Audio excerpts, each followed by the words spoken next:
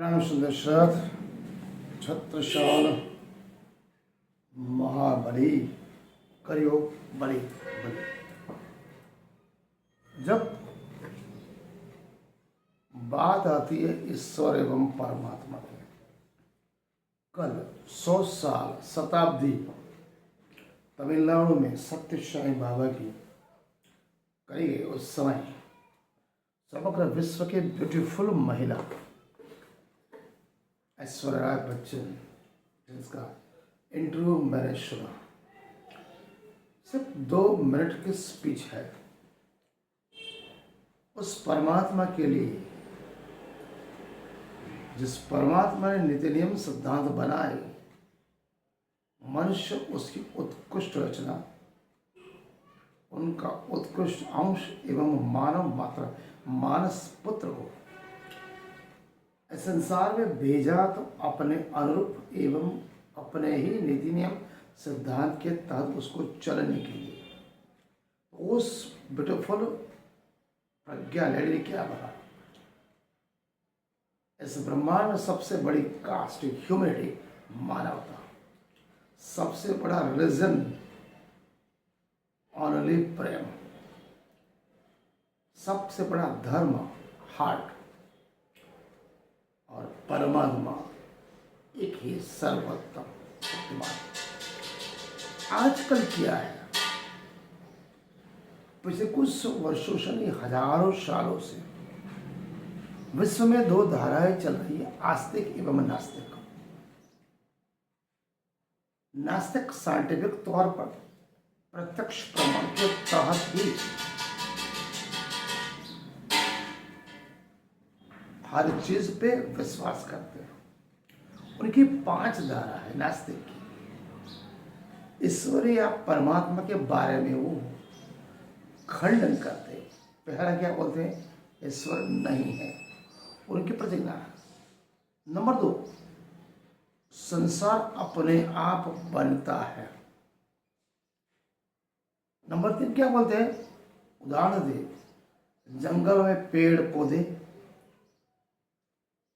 One वृक्ष लताए अपने आप उछलना। नंबर 4, जैसे जंगलों में पेड़ पौधे अपने आप उगते हैं, बनते हैं, मिटते हैं, उसी तरह पृथ्वी अपने आप बनती है और मिटती है, और संसार भी अपने आप बनता है और मिटता है। अंतिम वो कार्य क्या कहते हैं, संसार अपने आप बनता है, मिटता है, दोबारा बनता है, उसका कोई करता नहीं, चलाने वाला कोई नहीं।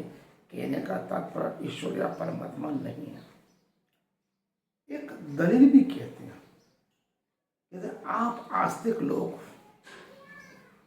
इस वक्त ईश्वर के होने न होने की बात जब नास्तिक नकारता है, तो आस्तिक लोग क्या अनुमान करते हैं कि संसार एक बनाई हुई वस्तु है, जिसको किसी ने बनाया होगा, उसका निर्माण किसी ने किया होगा।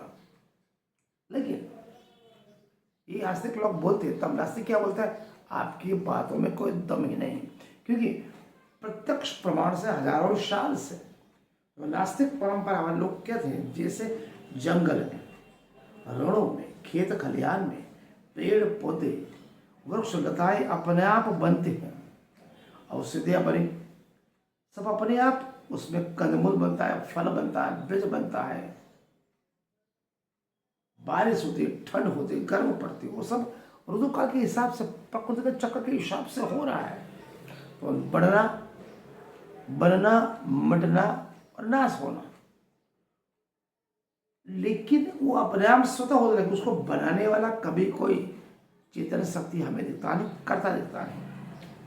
इसी तरह पृथ्वी, सूर्य, चंद्र, तारा अपने आप ही चल रहे हैं, उदय भी होते हैं, अस्त भी होते हैं, उसको चलाने वाला कोई दिखता नहीं। अपने दरी पे भ्रमण कर रहे हैं, तो उसके बनाने वाले, चलाने वाले अगर कोई करता दिख ही नहीं था, एक साइंस तो प्रमाण बनाता है, प्रमाण कोई है नहीं, कोई चेतन तत्व नहीं, तो आप किस तरह से कहोगे कि पृथ्वी को परमात्मा ने बनाया। ये बात नास्तिक कहते हैं। हमारा आस्तिक मित्र क्या बोलता है, 5 टॉपिक के द्वारा परमात्मा इस संसार को बनाने वाला, विश्व नियंता, पालन पोषण करने वाला एवं नाश करने वाला परमात्मा 5। प्रथम तो परमात्मा ही संसार का कर्ता हर्ता है। नंबर 2, पृथ्वी सूर्य चंद्र तारा उसकी भ्रमण रचना अपने आप नहीं चलती, कोई चेतन तत्व चला रहा। नंबर 3, दुनिया में आजकल जितने भी साइंटिफिक इन्वेंशन हुई, चाहे वो घड़ी हो, मोबाइल हो, टीवी हो, फ्रिज हो, कार हो, बाइक हो, बनाने वाला कोई न कोई करता है, और वो करता कौन है? मनुष्य है।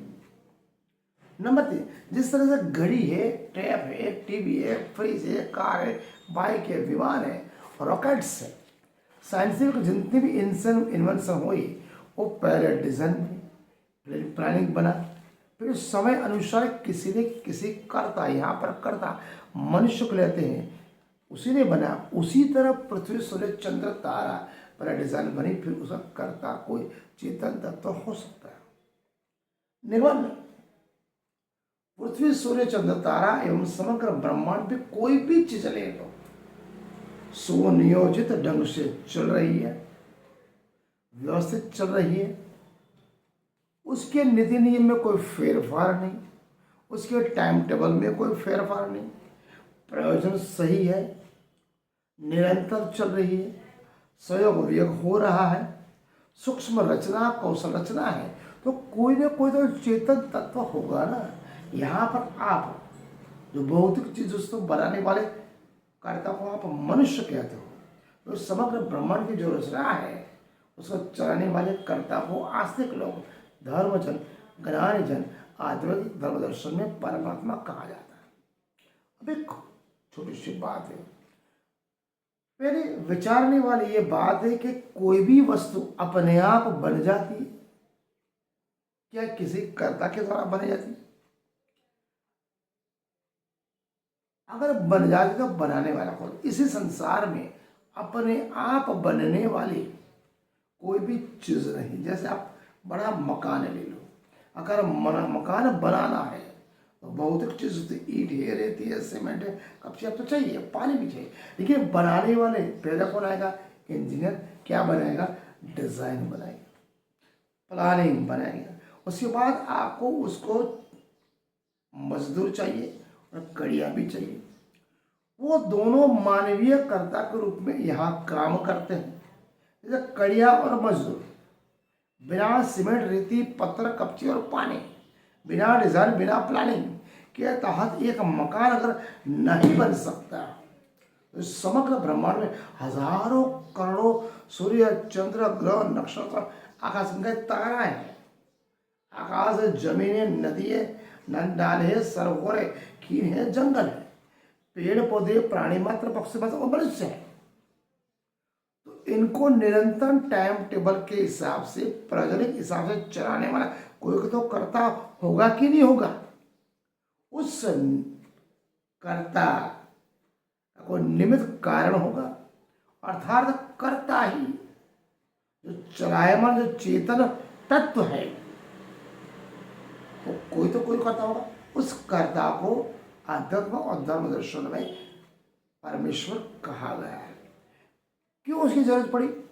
क्योंकि प्रत्येक कार्य के लिए एक निमित्त कारण अर्थात कर्ता का निष्पक्ष अवश्य होना जरूरी है।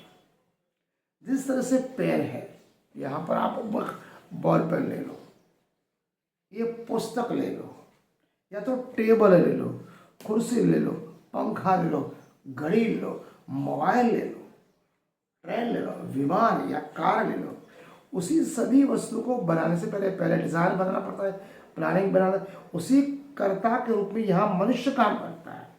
तो क्या कोई भी वस्तु बनाने के लिए किसी न किसी कर्ता के बगैर वो चीज बन सकती है? बनाने वाला तो कोई ना कोई चाहिए नहीं। बिना बनाने वाला, बिना सोचने वाला, बिना डिजाइन बनाने, बिना काल्पनिक रचना को एक सुरेखित रूप में डिजाइन करने वाले कोई न कोई व्यक्ति तो होगा ना। उसे चेतन तत्व को आध्यात्म और दर्शन में परमात्मा कहा गया। इसी नियम पे प्राचीन भारतीय महान वैज्ञानिक जिनको महर्षि कणाद ने क्या कहा है, महर्षि कणाद कहते हैं कारणा भावता कार्याभम। वैसे दर्शन 1-2-1 में अर्थात कारण न होने से, बिना कारण न होने से कोई भी कार्य नहीं होता है। पृथ्वी अपने आप बिना कारण करता या वस्तु कोई भी चीज, या जंगल की हो, पेड़ पौधे हो, पृथ्वी, सूर्य, चंद्र, तारा, कृष्ण, नक्षत्र, आकाश गंगाएं एवं सब तारा मंडल, पेड़ पौधे, रणे, जंगली, नदी, नाले, वो मैंने सभी आपको उदाहरण दिए।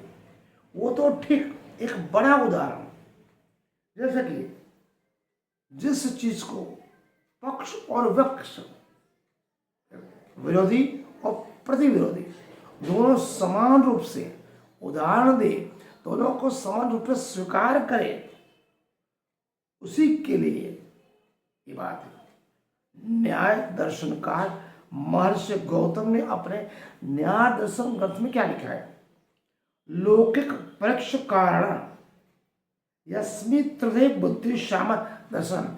कहने का तात्पर्य जिस वस्तु को, जिस किसी पदार्थ को सामान्य मानवी एवं बुद्धिजन एक ही स्वरूप में, एक ही बात में अगर स्वीकार कर लेते हैं, वही चीज सच्ची होती है। जैसे कि आग हमें जलाती है, हम भी मानते हैं, ज्ञानीजन भी मानते हैं।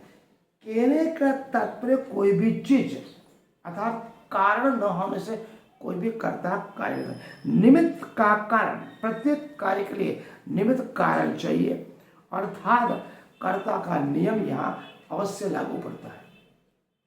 जिस तरह से सर आइजैक न्यूटन ने एक्सटर्नल फोर्स कहा था, क्या कहा था, कर्ता, चेतन कर्ता के बिना कोई भी चीज, जैसे कोई स्थिर वस्तु है, अगर उसको गति में लाना है तो बाह्य बल देना पड़ेगा। गतिमान पदार्थ को रोकना है तो उसको बाहर से एक्सटर्नल फोर्स देना पड़ेगा। उसी चीज को साइंटिफिक तौर पर एक्सटर्नल फोर्स कहा गया, मतलब बाहरी प्रेशर। यहाँ पर बाहरी प्रेशर के लिए जाने अनजाने में सर आइजैक न्यूटन ने कर्ता का स्वीकार किया। उसी चेतन तत्व को मतलब ब्रह्मांड का विश्व नियंता, विश्व कर्ता, कर्ता पालन पोषण करना, उसी को हम परमेश्वर कहते हैं। हमने धर्म बांटे, पंथ संप्रदाय बांटे, जातियां बांटे, स्वयं भी बटे, हमने परमात्मा को बांट दिया। इसीलिए कहते हैं परमात्मा एक ही है। जात, मनुष्य की जात क्या है, मानव जात। धर्म कौन सा है, प्रेम का धर्म। परमात्मा कौन है, प्रेम, God is love and love is God. सबका परमात्मा एक ही है, वो सर्व शक्तिमान है, विश्व नियंता, उसका कोई कारण नहीं। आज का अध्याय हम यहाँ पूर्ण करते हैं। थोड़ी कड़वी वाणी है, सोचे समझे, मन और चिंतन करें, उसके बाद साथ में कमेंट करने के लिए हम स्वीकार हैं। प्रणाम।